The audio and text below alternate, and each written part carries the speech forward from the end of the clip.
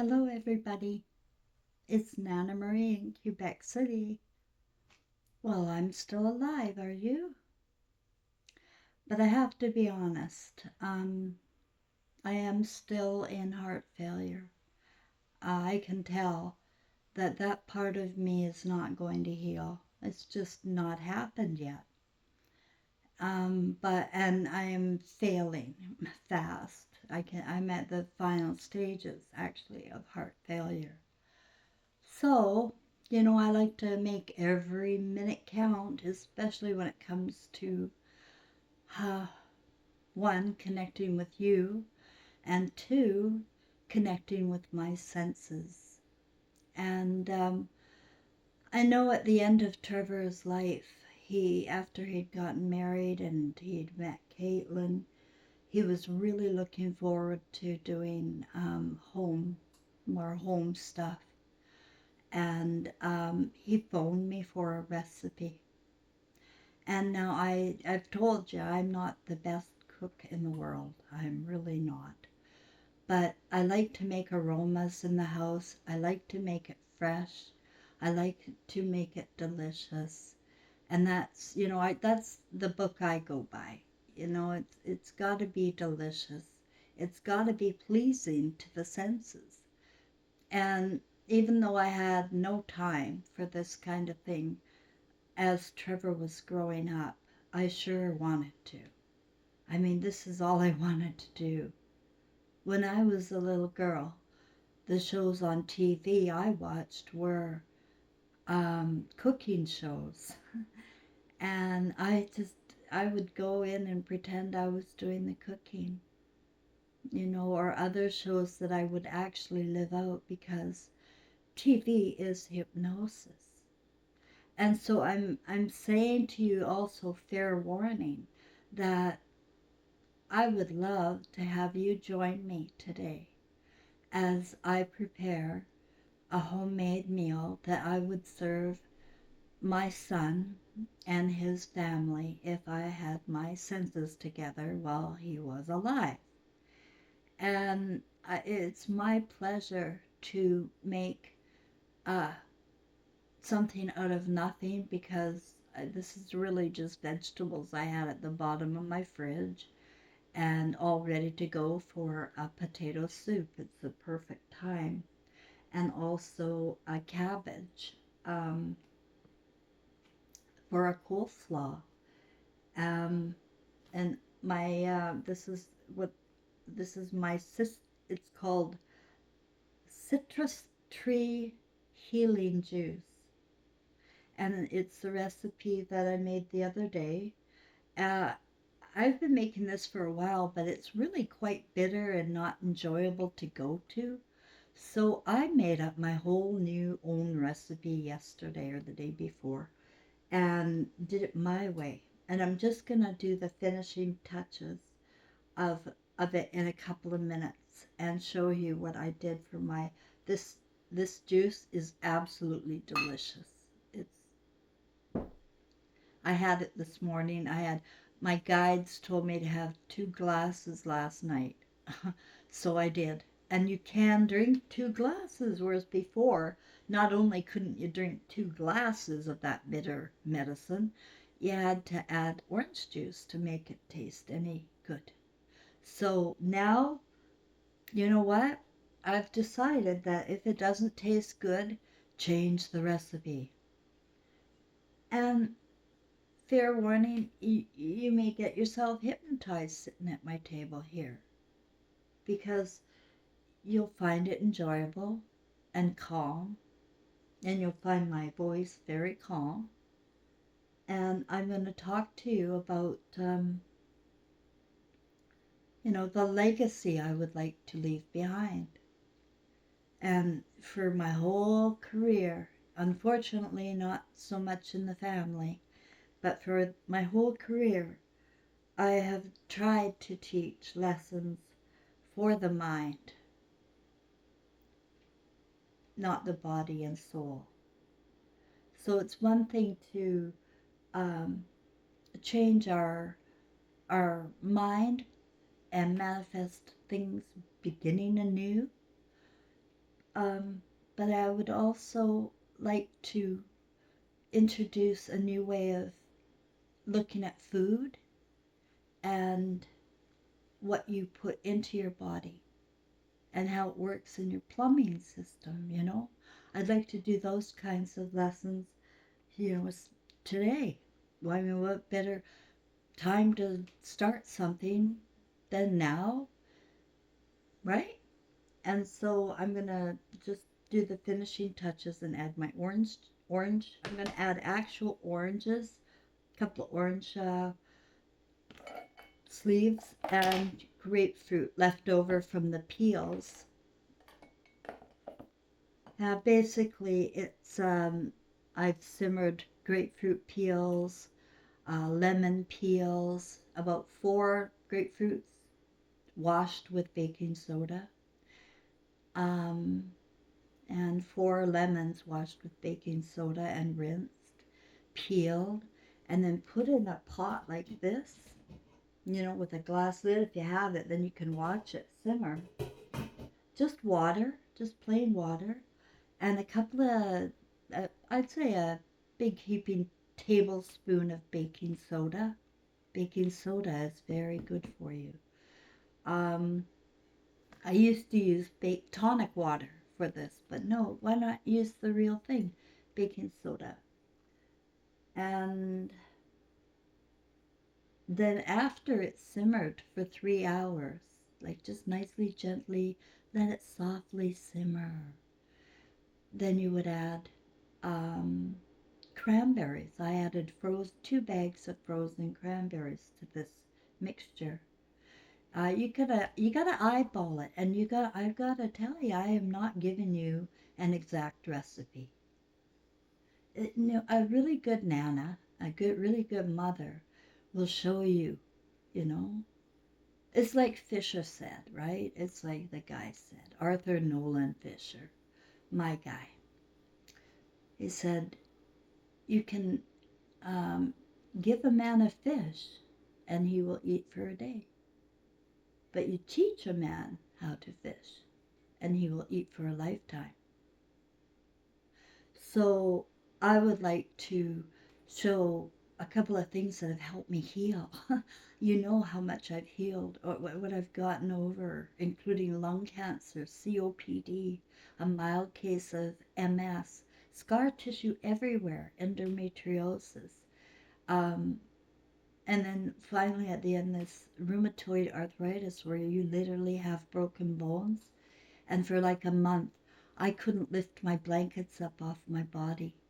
It hurt too much. It felt like my bones were broken. But somehow I managed and I got through it without, too much. You forget the pain. Mom forgets the pain. Trust me, if she didn't forget the pain, she'd have one kid and that's it. So that's what moms do. That's why they're built to forget the pain.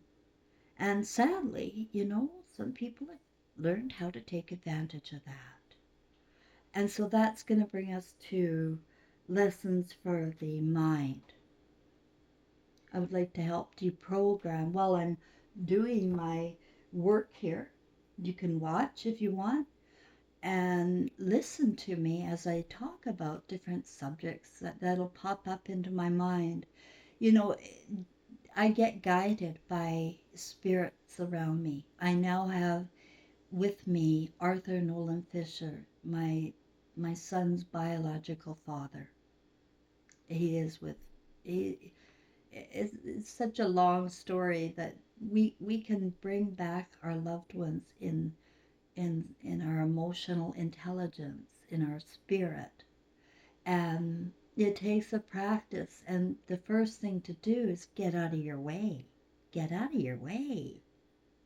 Because I know how programmed we are here. And the only one that ever got in my way in these last, 7 years, since 2016, 8 years, 8 years, the only thing that ever got in my way is me when I didn't believe in myself. Sometimes my spirit guides would just scream at me. It's real. It's real. The paranormal is real. And so that's a big part of what I'm going to talk about in this channel. Um, and a little bit today to talk a little bit more about what Arthur Nolan Fischer and I have been talking about telepathically. And I find it fascinating. I don't know if you find it, anything about ghost stories or paranormal or Bigfoot or Sasquatch. I don't know if you find that interesting or not. But if you do, um, you may find out a little bit more than you bargained for with me, because I do know, what happens to us when we live among, bad influences, when you don't live with Nana, right? So, and then when the mind and body, when we work together with the mind and body in getting that back on track, right? You don't have to fall into despair over what you've done. Oh my gosh, I could have done that easy over and over. And I did a couple of times. Just my own shame. Because you become aware as you become more conscious, and you will now. I know you will. It's in the air that the people that are here are going to become more conscious. And as you do, you may feel a little shaky, anxious, depressed. And that's what my kitchen sink is all about today. I want to talk about how we're going to cope, because I've got an entire family over in British Columbia just sizzling up under the heat, the radiation. And, I need to talk about my feelings towards that and how I cope with that, as well as how I cope with the three dudes in my life now: my father and my son and my soulmate. Yeah, Arthur Nolan Fischer. So, but let me show you my table, and I'll just get started. And look at that, 12:25 was the exact time I had finished that talk. I tell you, when you're on the right track, right, and you know what you know, and you believe in yourself, and you believe in the power of love, and the power of magic, and the power of God, I guess, or Christ, then everything's easy. It comes very easy. It takes a while to get there, and that's what I'm going to talk about today with my show.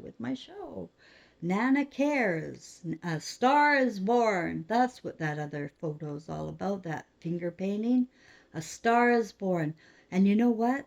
Every infant born, every child, I learned, is a Christ flame. They are pure. They come straight from God. Their consciousness is pure love, and they chose their mother. So, but let's see what I have here.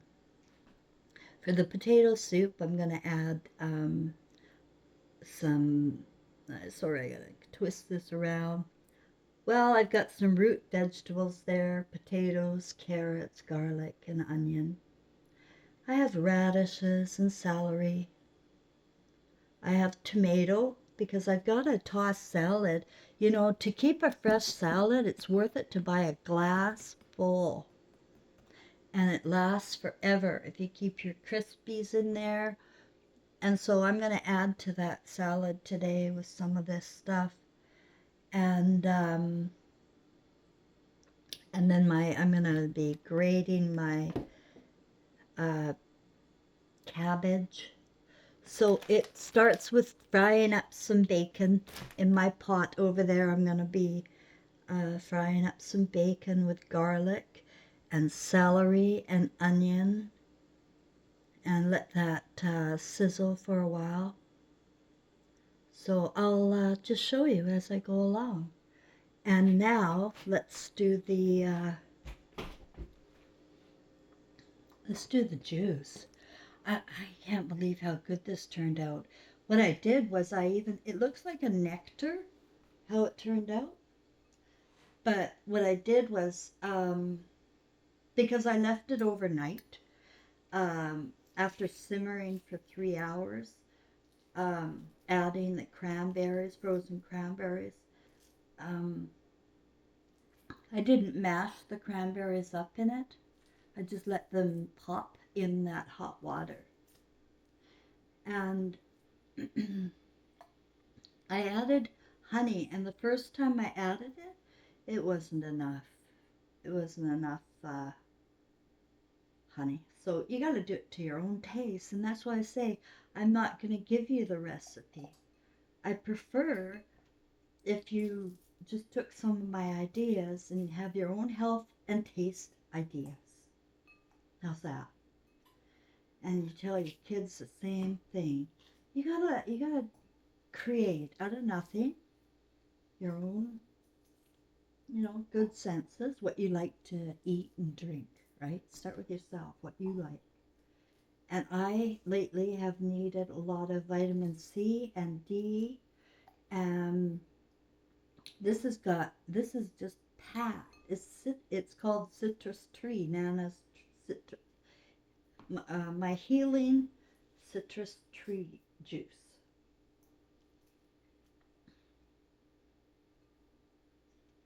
And this will last, like, for me, because I'm gonna pour it into ice, a full glass ice.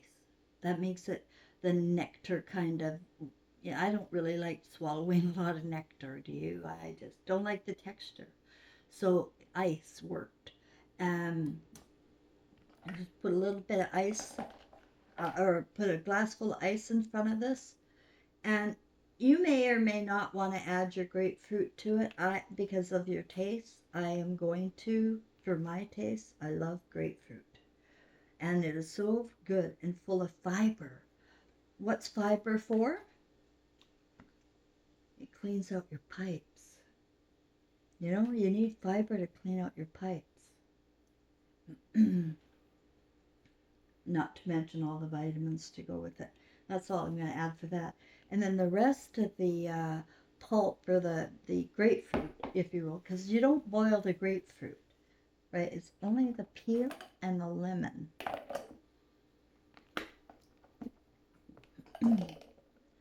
Okay, I'm going to put this on pause and put these away.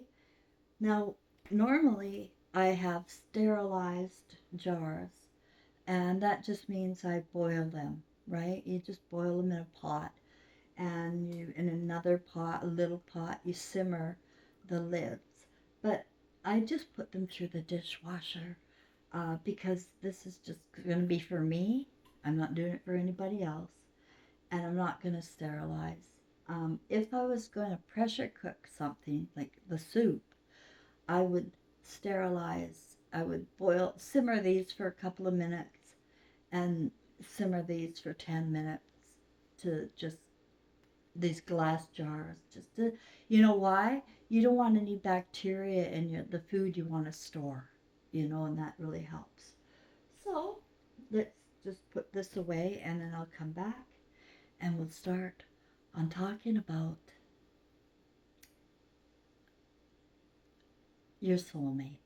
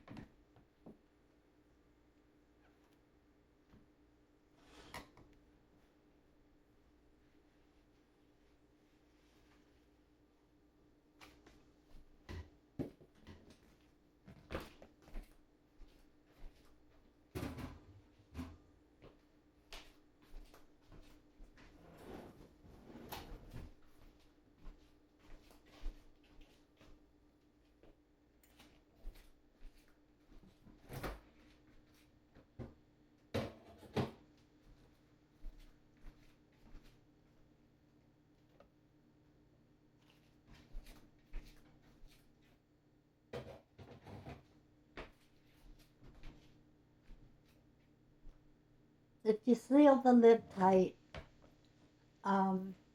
it should last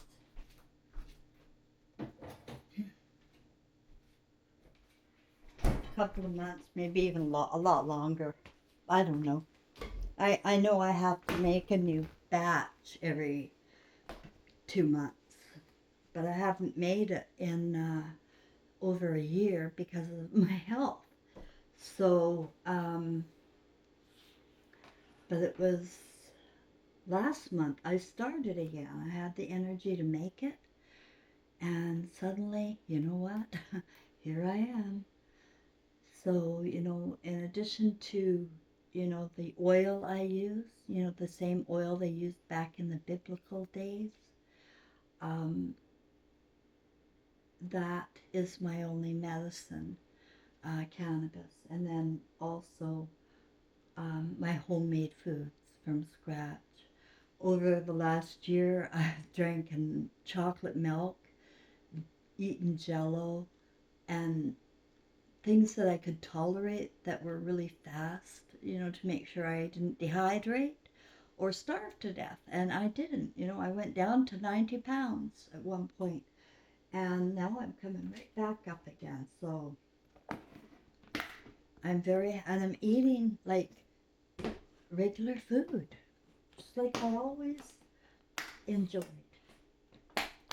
And I love showing my child, and if I could have shared this with my children or grandchildren, that's where I would share it. But I'm sharing it with you. And, because a mom, a grandma, they've been taken away, to work and through television in their stories about how life works. And, our grandmas and moms, well, my mom anyway, believed in it, believed in the television. And that was devastating to our family, really. I don't know about yours, but ours, it was. I know my brother was always watching shows like The Twilight Zone and Dark Shadows. Not good programming. My mom loved going to the movies, just loved it. When she was a little girl, when the movies were just coming out, she would take $1 from North Vancouver down to Granville Street, Vancouver. There was lots of theaters, they had them all lined up. Orpheum, Granville Street. There were so many theaters at the time, and there still really is, but a lot of them are gone now. Replaced by more fancy ones. Um, where's my knife?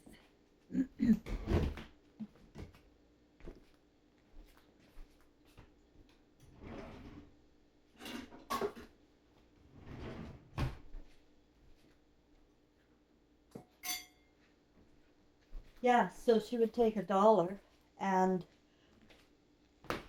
take the bus and trolley down, or I don't know how they got from North Vancouver to Vancouver. I don't know how they did it. It would have been in 1950 to about 19. That's not a good piece. She said she was around 10. She was born in 40, so it would have been around the early 50s that she would take that $1 and spend the whole day. Cost $1 each movie. And then she could still get some popcorn too. And she would often go alone. So there was something about television that, and movies that really fascinated my mom. There was a famous guy in our neighborhood, what's his name? Terry David Mulligan. He was a radio host in North Vancouver for a long time. Well, his dad got the first color TV, or the first TV, I don't know. It's either the first TV or the first color TV in the neighborhood. And my mom's grandfather waddled down over there to watch it. I mean, it was exciting times. be able to see something you've never seen before. And it was introduced as, a benign kind of issue. There was no safety warnings other than, yeah, later they did come up with rules and no swearing and no, bad scenes. It was very strict at first, guys. A grooming process starts off easy so that you will accept it. It has to start off at your pace. How the public are responding, basically, and how the hypnosis is basically working. Are they working together now? Are they all getting the news? I know the news I watched was first programming. It was when JFK was killed. Walter Cronkite. And he cried on TV. But you know what? Those were fake tears. They were fake tears. And I knew it as a child. Like, I must have been only 4 or 5 years old, right? I can't remember. Maybe younger. I was born in September 11th, 59. So, but I just felt Walter Cronkite wasn't really telling the truth. And anyway, the world fell apart. That's what was going on in my early childhood. That's what was going on in the media. And the wailing was incredible.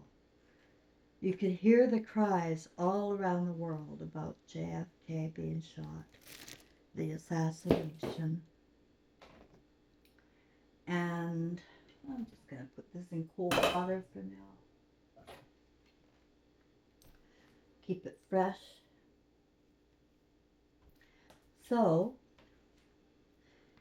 and now at the time as well, women were still, for the most part, at home. But started to really go to work, especially single parents were also popping up everywhere.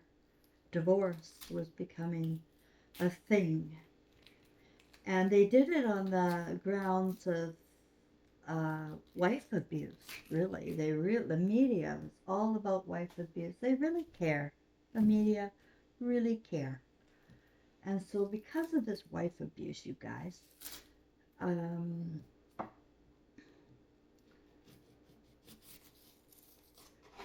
they, started allowing, for divorce through the church. First, it starts in media, making it okay. You remember Lucille Ball? Lucille Ball? What's Lucy? Lucifer. Anyway, they're all like that, but yeah, she's red. But yeah, Lucille Ball was a comedian, and in her situational comedies, she made women look really dumb. Even though they were becoming single parents and working women. She had 3 different types of shows. I Love Lucy, the Lucille Ball show. I don't know, there's 3 of them. One of them was with Desi Arnaz, and the other 2 were when she was single, I think. So, yeah, comedy. People are fascinated. They want to watch. You sit there and laugh. What more enjoyable afternoon, right, than sitting in the comfort of your own living room. You got the fireplace roaring. It's raining outside. And you've got this newfangled box in front of you to entertain you. What could go wrong? What could go wrong? Well, you know what Jesus said? You know what Jesus said? Said that our imaginations are the manifesting. And we can imagine bread and fish, and manifest it. All we have to do is, water the idea that we can and believe in ourselves. We can heal ourselves and we can manifest out of nothing. And so I'm sort of here, in a way, to repair the reputation, honestly, because they really destroyed that guy. And as you know, I know the story intimately. And I know a few things about the lessons he actually taught that aren't taught anymore. They're lost in translation and history manipulation, right? Whoever wins the war gets to change the documents, including the King James Bible, which I know was inspired by the spirits of King James and Mary. And they were the same spirits of Jesus and Mary. And I know, are you going to hang up on me now? You're not going to listen. That's the truth. That's the story I was gifted with. And no matter how much that assaults your senses, that the spirit of Jesus and Mary could be reborn into life like they're human beings, like everybody else, is impossible. Because it is. And I'm here to illustrate it, because what happened? They had a new plan. We've always come with a plan. And this time they were going to go into the castles and just hijack bodies. And that's what we do, hijack bodies. Hijack somebody and live their life, basically. And we do it with agreements with other spirits, but not a thread of our own in there. Not a thread of our own. Unless my family over there in British Columbia are the same family from the King James era, like Henry VIII and all of them. It could be. It could be my granddaughter, or my sister could be Queen Elizabeth, to be honest with you, in my book. If I was going to write the book, that's how they remind me. They're just, like Queen Elizabeth just didn't care about Queen Mary there, sitting in prison for 20 years and not being able to get out. Her son robbed again of her child since she was 1. And I don't know if you know this fact or not, but Queen Mary and Elizabeth never met. Never met. Nope. Only by correspondence. So I guess you could say AI, artificial intelligence. I bet if they looked into each other's eyes, and maybe, I don't know. But I do know text is impossible to feel. And it often sounds harsh. My text sounds terrible. It sounds militant. It sounds like I have no feelings. And I'm aware of that. I'm self-aware here. But so I try to be conscious now and put emos, because people need to know it's more than this militant, matter-of-fact, literal way of expression. And I'm a very literal person on my expression. And I'm also very inferential, which we'll get into another day.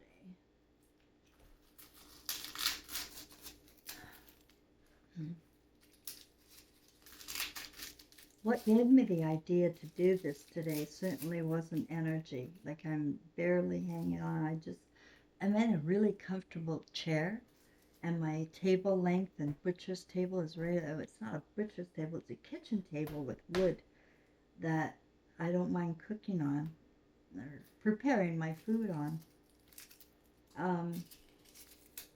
I can just sit here, and I was playing my French learning song list, because I still want to learn French. You do what you want to do until you can't do it anymore. That's when you give up, right? When you can't do it anymore. But I wanted to learn French and it didn't happen, so at least I can still listen to the beautiful French music or québécois. Oh, beautiful music. I like it has to have a good melody that inspires my heart. It's a good drum beat, right? Do, do, do, do. Like it's got to have a good drum beat to start. And I think that's our origins, something to do with drums, a lot of us. I've seen some women and men go into these practices of drumming, and I don't fall for even the Buddha stuff anymore, because it's been all invaded.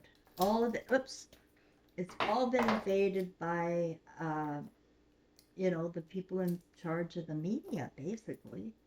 You can't count on anything. You can get ideas from it, right? And fellowship, maybe. But what I do with these programs is not join a cult, not become, one of those that just finds somebody to latch onto and make your God to teach you, you know. That's not how a good mother would teach. No, not at all. You'll do this here. A good mother is going to, show you how to do it yourself, how to find your own answers, basically. And all your answers can be found if you want them. I use Google a lot, and I know that it's got twisted information, but it also has a lot of really, really good information. And Google has been good to me. I'm going to be really true about that. Um, or maybe my alien guys just bypass Google somehow. I don't know, because it started back in 2017 on my Google Photos. Suddenly, in my Google Photos, and I had a lot, I was starting to go homeless, and I was trying to sell all my belongings. I was living at Copper Sky in West Kelowna. I'd sold my clinical hypnotherapy practice and used up that money for rent, and now there was no more money. I'd sold my car. That was it. Game over. And I would have to get out. So, why did I bring that up?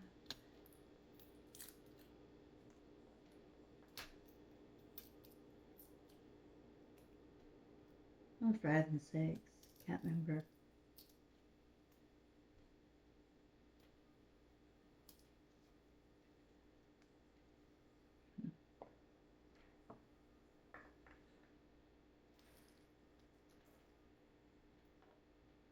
Oh, yeah, I was talking about I sold my practice, but then I ended up with, I was supposed to train the new owner of my practice, which I failed to do because I ended up with PTSD after a visit to the hospital in March of 2017.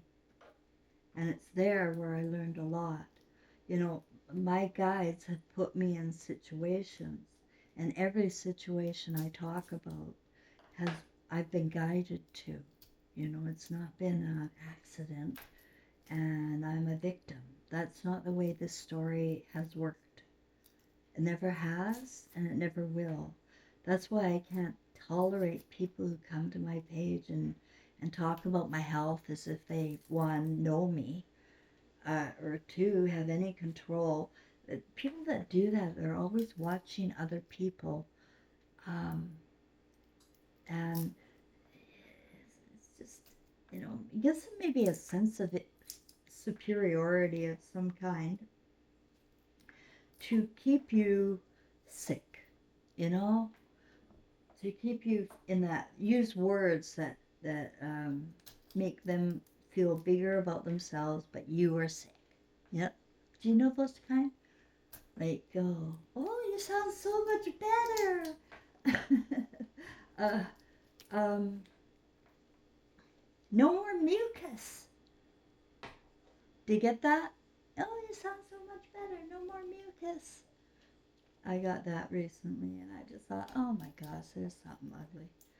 So I, you know, just mute it. You may not feel it because you're not, you may think, oh, I'm being too sensitive, even, right? I can sure see a lot of people saying that.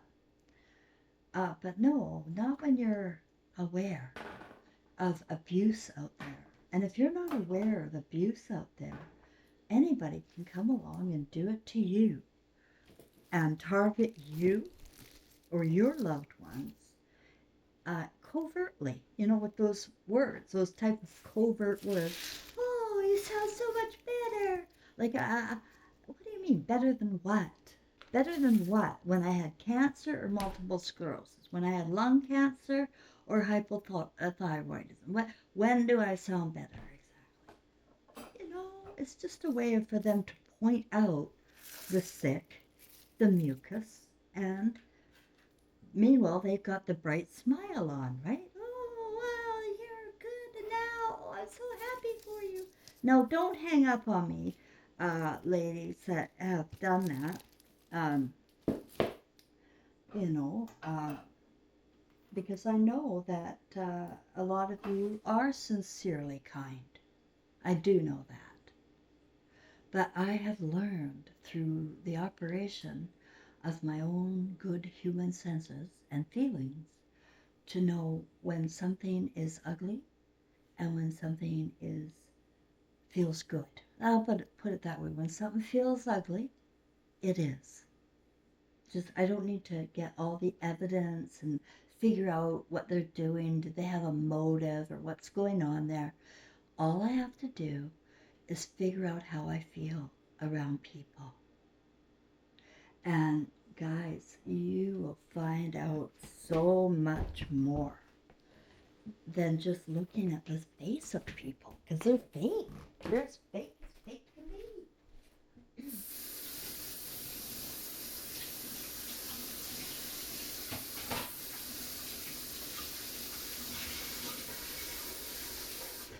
And they get that way by getting approval, I guess, by their parents, and treating people like shit. They watch their parents. And, if their parents are all messed up, like garbage, or grandparents, and they ended up in a situation like that, well, they're going to get all of their influences from that kind of thing. Step people. And you know how I feel about that, guys. Step people do not love as a biological can. Don't argue with me. I've got it through and through in my family. The step people are, they really messed up my whole world. Both sides. My mom remarried and my dad. And they both had children. And, in my experience, they're just very unstable.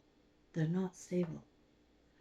And they have drug addictions or severe alcohol addictions or psychopathy. My sisters, two of them, one of them admitted, Sandy Broussard, she admitted that she was a narcissist. When I was asking her for a room when I was going homeless, I thought, well, maybe she lived in Calgary or just outside in Strathmore, Alberta. And, she's always on Facebook about how good she's doing. And I thought, well, maybe she's got an extra room. And I'm also the type that lets bygones be bygones pretty near right away. But other people don't, right? They can't let it go. Gotta keep it up. I don't keep anything up. But you know what the thing they accuse me of? Keeping it up. Oh no, are you phoning me? No, you're just keeping it up, Sheriff Lamb. Yeah, you're just keeping it up. You're a victim. I know. No, you can't come over. Sorry. And this is a gal who started collecting crystals and going into the New Age movement, with yoga and all. She's very, very popular. Popular. Way more popular than me, guys. Maybe you want to go see her. She owns a crystal store. Now, if you knew what I knew about crystals, you wouldn't go near them. And I'm not kidding you. Um, I got that intel when I was scrolling through Facebook, because whatever they're pushing in media, um, I have to investigate or ask my guides about and get my way around feeling what is going on here. And it's those advertisements for really cheap crystals for women. And they were especially the pillars, right? Free, like a box of crystals for $49, and it included these purple pillars. Well, those are curse pillars, and that's all I can tell you, because I'm only always given the big picture. I'm not given, why, what, where, and how, and it doesn't matter, to me. I stay away from crystals. I just do. They're very pretty, though. I used to have some. I had a bowl of them, and then I went homeless. I went homeless after I had a bowl of crystals. I thought my sister's probably got a gorgeous house, blingies and crystals everywhere. But I got myself a little collection from eBay and whatnot. Um, and I remember I had it on this organic salt, right, at the Copper Sky. And it's supposed to keep you all healthy if you put it on organic salt. Well, wasn't too long before I went homeless. Anyway, I hope she's okay. But she did tell me she wasn't a narcissist. My sister said it. I got it on, I found it on my, when we were texting back and forth, I said, you know, you're, yeah, you really sound like a narcissist. Because she was the sweetest sister in the world when I knew her growing up. And I said, you really sounded like it. She knit me a blanket. She'd be as good an artist in knitting blankets as our paternal grandmother. She was amazing. And she gave me a crystal, a rose quartz. It was just a little pendant. And I tried to find her to give it back to her with her everything, because I couldn't use it and it was going to go in the garbage. I was going homeless. But you know what she said when I said I have these things?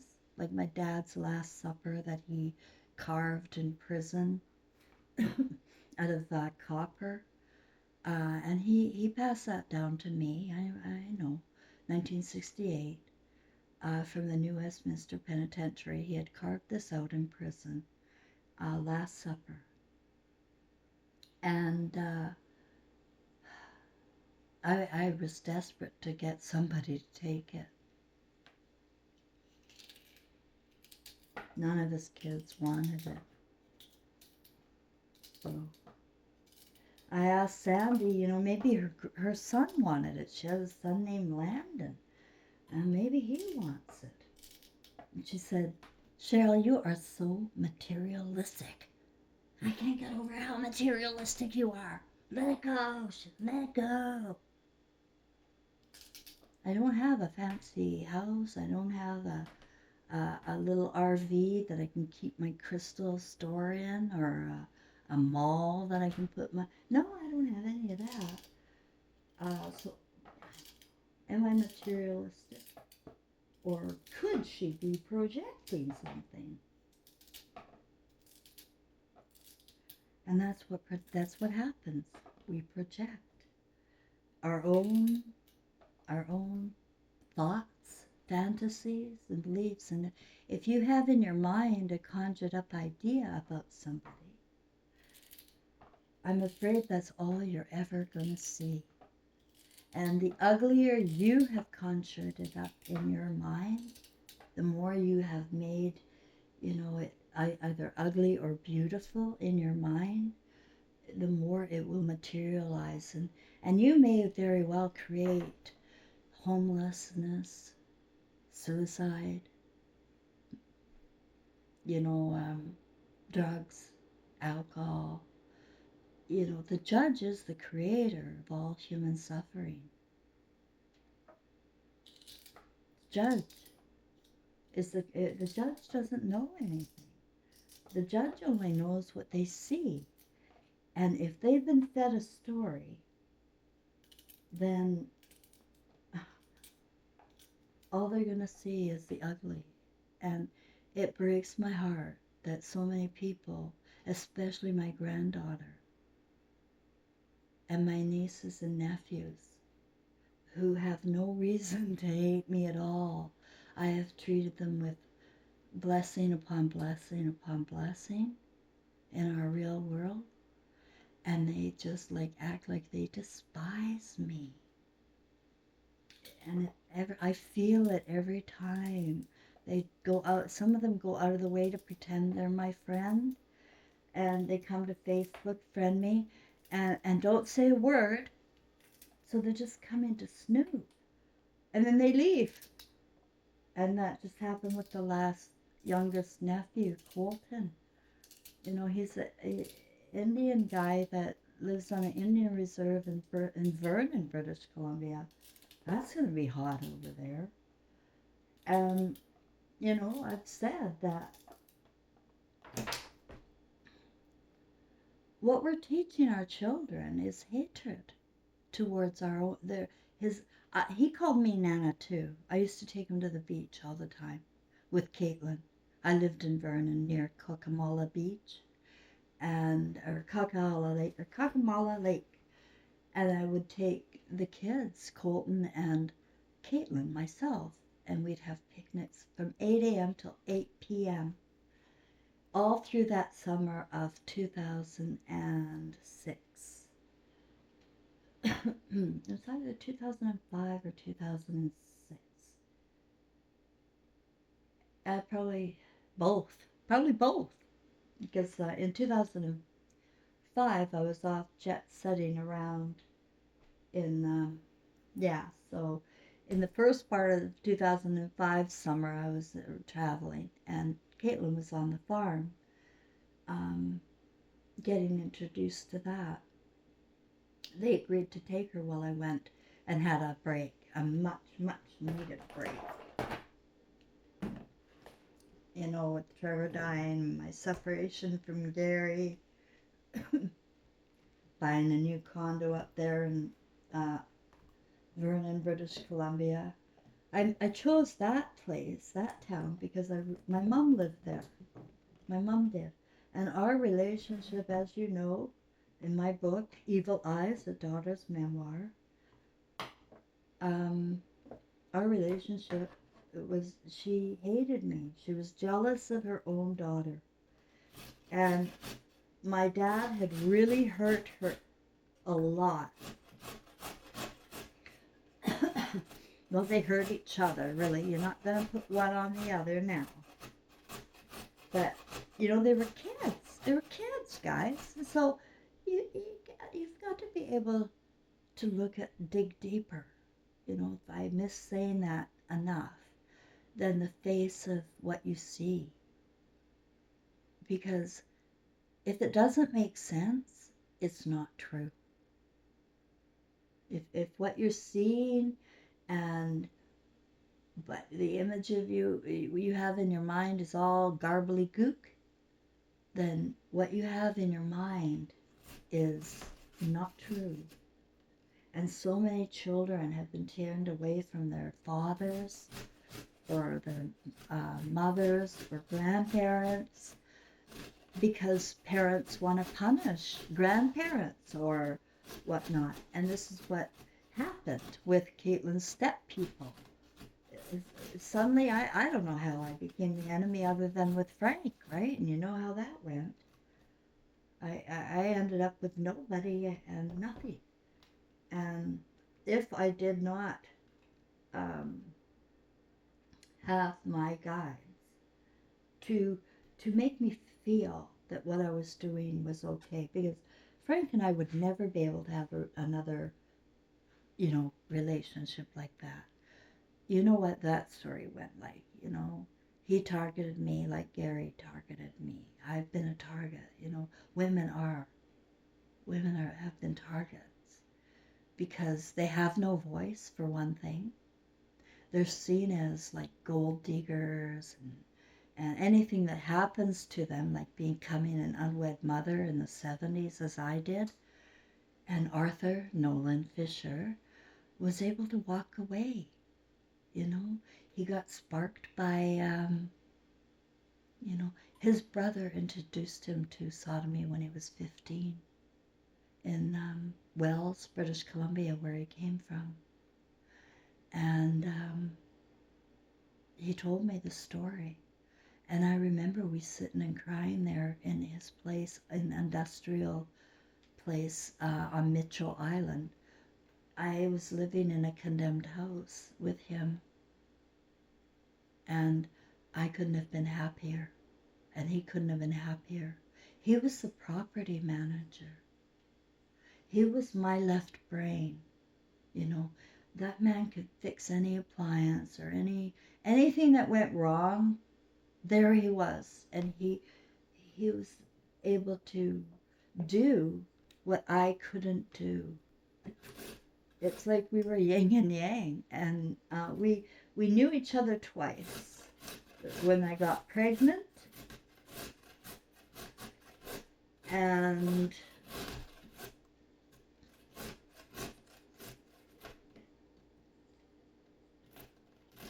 he came up after Trevor was born. I phoned him when Trevor was, I was moving into a townhouse, and, no, where was I? No, I was at Sandy's. So after Trevor was born, I was living with my stepmother in Cranbrook. Yeah. After Trevor was born, I was living in Cranbrook. Did I tell you Dr. Niedermeyer delivered Trevor? There's another famous little name dropping niche for their storybook telling there. But it's true. Dr. Niedermeyer had 2 sons in the NHL, and they were, Cranbrook, that's where my dad and Sandy ended up. It's very much a hockey town, right? Very much. So then Arthur, after Trevor was born, I decided to phone him because he just walked away when I was 4 months pregnant. I told you that story the other day. And I couldn't believe it, guys. Like, you have to understand the culture. It's one thing for one person to get a divorce. But when they start getting it en masse and you see these women at home and they look ugly, and they did, guys, these women like Wayne Cameron's mother, and oh my God, and they wear curlers in their hair. They had no life. They had no life. And I know my mother had no life in her. And all she had was her television, really, and it kept her entertained with other people's stories, right? She didn't have to think about her 4 children, her first 2 and then her second batch. She didn't have to think about them. She could just watch TV. And how can you fault our mothers and grandmothers for this when this is exactly what's going on still today? It bothers me that people think they're better. That's what's worse to me. I'm going to tell you why. Because the sins of the father will play worse upon the son. Now, the son may go out of his way. For example, if the father was an alcoholic, well, the son is not going to ever drink, right? So he decides, I'm never going to drink. I'm not going to be like my dad. But he becomes addicted to something else, and it could be sex. It could be something else, If we're unhappy, we're going to gravitate towards something that comforts us, because we all need comfort.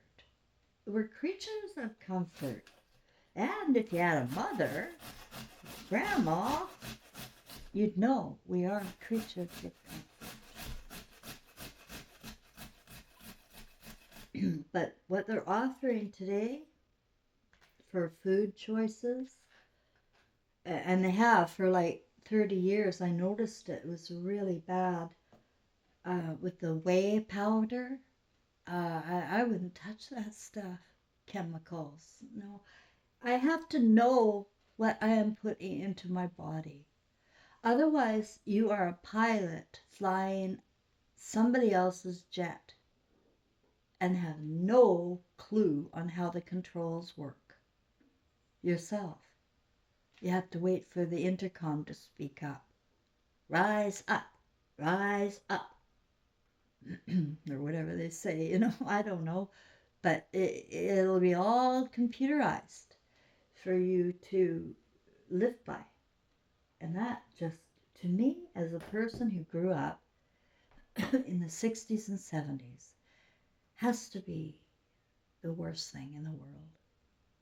It really does. I guess I came in on a time that, excuse me, I have to put this on pause. Guess I've been talking too long. What time is it anyway? 1:02? Well, I'm going to just try and finish up here. And then, because I'm starting to cough, and I know I wouldn't want to sit and listen to somebody cough, right? So I'm just going to finish up here and with my slicing and dicing, and I'm imagining my potato soup. This is how I'm going to do it, guys.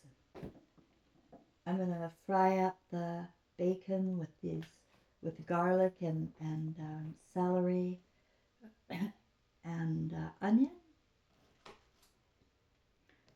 Add whatever spices I like. I do not like cardamom or any cannam or whatever, rosemary. Those aren't my spices. Mine are more thyme and sage, and but I'm not going to put that in. I'm going to put maybe some thyme, basil. I might even put a little bit of cheese in it. It's potato soup. You can add whatever you want to your potato soup. As long as it kind of goes with it and goes with the good senses, like cheese goes really well with potatoes, right? So you can kind of ask yourself, well, what goes good with what? And do you have a good variety of textures on your plate? You don't want to eat all mush. You want to have textures that makes going to the plate enjoyable, as well as looking good. It's like you in your appearance, right? You do want to look good, and there's nothing wrong with us wanting to play dress up. There's nothing wrong with us wanting to act out our stories, any story we want. All we need is our conscience to make sure it follows along with us. I remember the first time my mother broke my heart, besides leaving my dad. This was kind of piled on to me, but I had this princess outfit, this dress, for grade 1 Halloween party. I don't know about you, but that's going to be the ball of all balls in Cheryl Ann Grosclose's world. I'm not going to lie.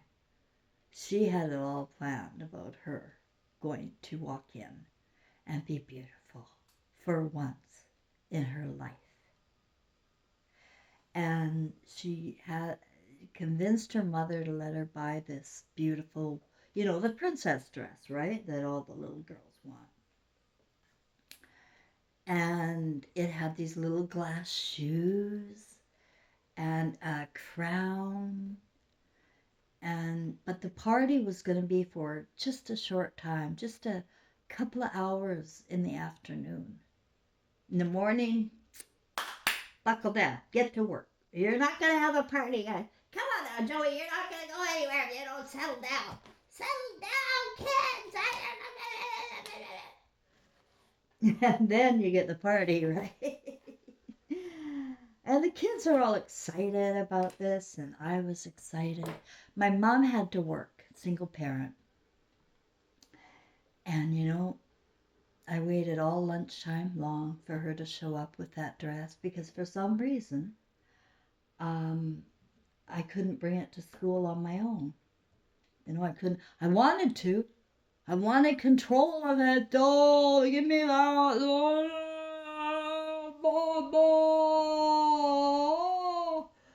But no, it's not safe with me.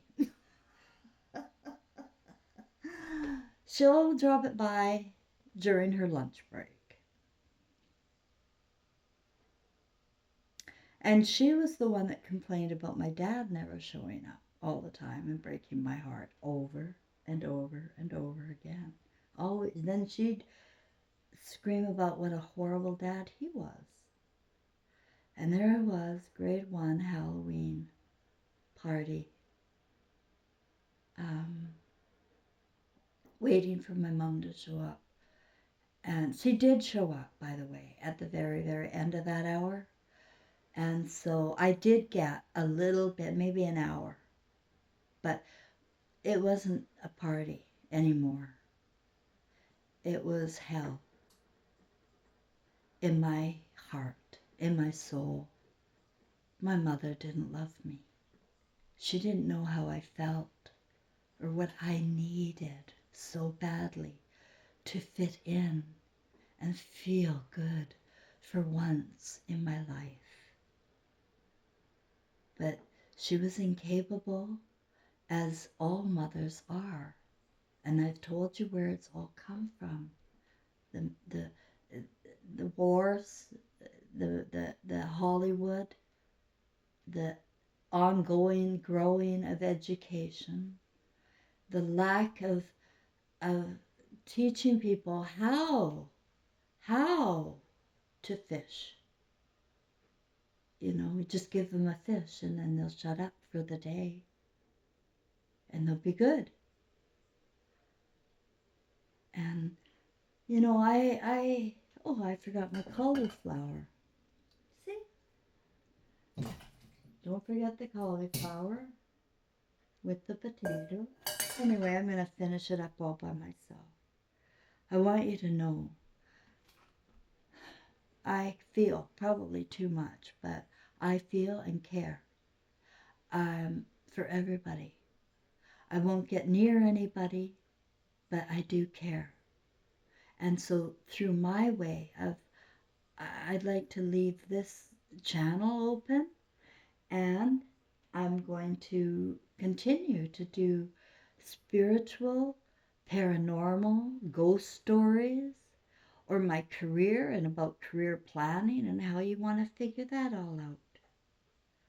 I can help. I can help anybody who wants my help. But if you know everything because you went to school or, you learned it as outside of yourself, you may find yourself fitting in. And that's not something I would recommend to anybody here, is to fit in. It's a culture. It's a cult.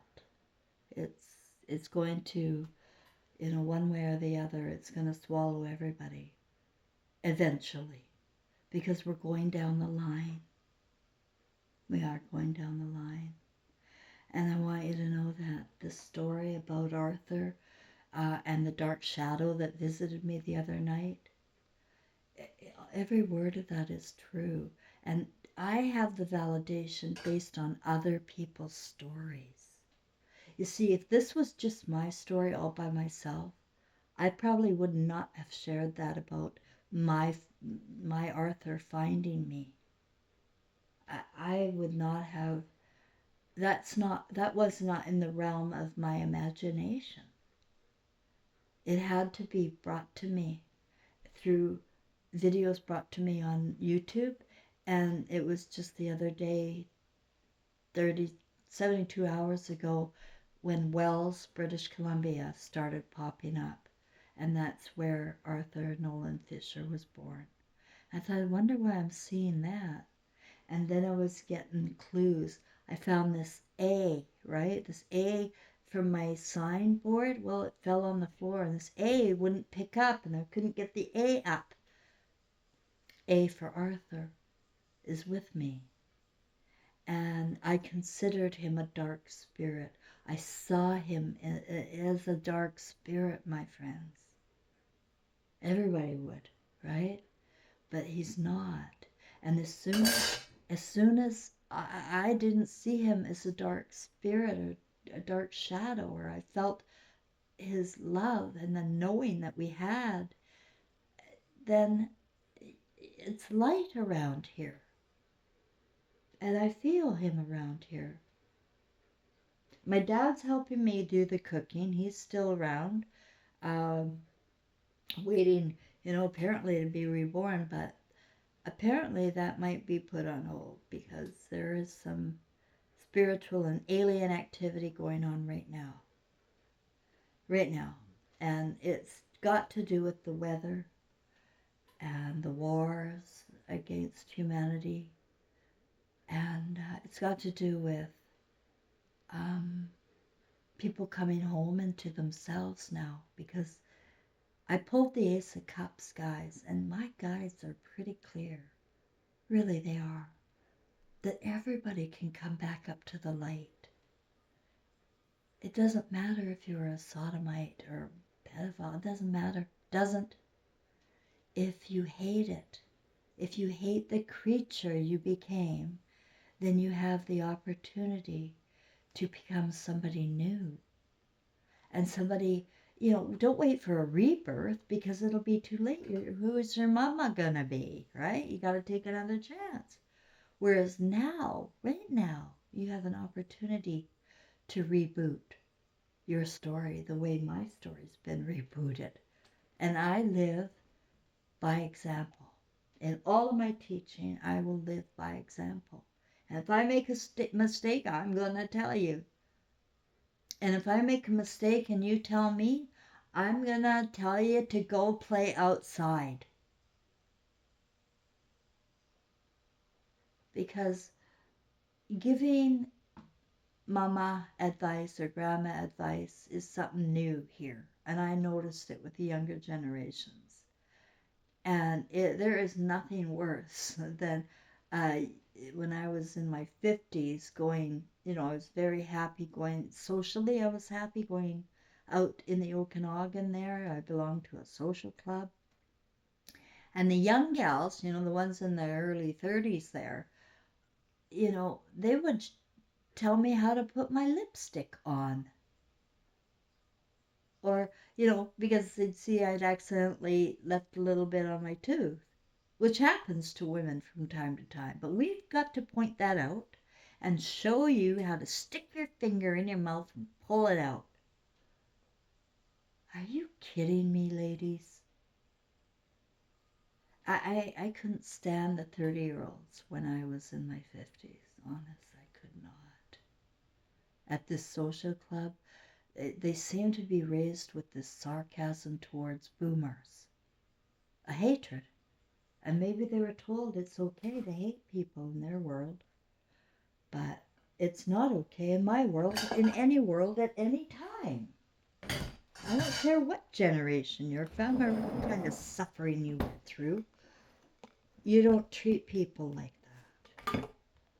Like they're morons, like they're stupid, or you don't highlight weaknesses. And if someone's crying, you don't tell them they need help or point out the flaw and leave it at that. You just need to sit with people. We really do need to just learn how to sit with people quietly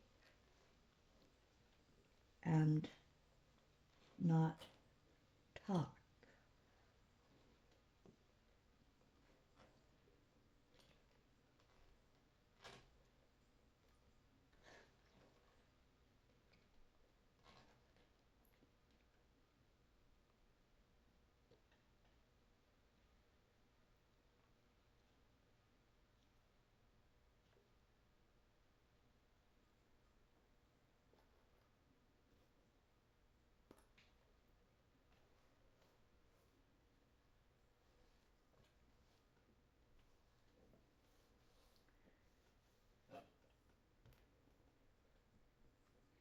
I use resonance a lot, and what that is it's a way of practicing my telepathy. And what I do is I imagine my loved ones can feel me, you know, and maybe they can and maybe they can't. But what's what's important here, because everybody's reborn into a new body, as Jesus and Mary, King James and Mary, Elvis Presley and Gladys Love. But before Elvis Presley and Gladys Love came, that love story of mother and son and rock star, idol rock star, turned king legend. That story that was created before he was born, we had a different story just before 1750. It was after the castle experience. We ended up in India in a very terrible place for a life. It was hell for a life. And that's when the twin was introduced to Elvis, and he came with the twin, if you remember. But anyway, we won't get into those, but just to illustrate that it doesn't matter who you were in one story. Your next story, the old story is wiped out and you won't remember. Even though you're planning for, when you're on the other side, your life stories. You do. But for creating your world and whatever you're trying to create here, and I do believe Jesus and Mary are trying to create heaven on earth through the use of our own consciousness, of manifestation, using love, right? Love is a splendor thing. And not forgetting love and who needs it. And it's all of us. We all want to belong. We all want comfort. And we all need a mom. And that's been robbed from us since the Garden of Eden with scriptures, right? And the Garden of Eden is a snake pit that, it has benefited man, where he was able to take upon a slave, really. Look at the world. Tell me in Congress, who's the woman? Tell me a movie star who's a real woman. They're wiped out. And that is mother consciousness. That is our love. And without love, we are nothing. Without love, we have become what our Creator created out of us.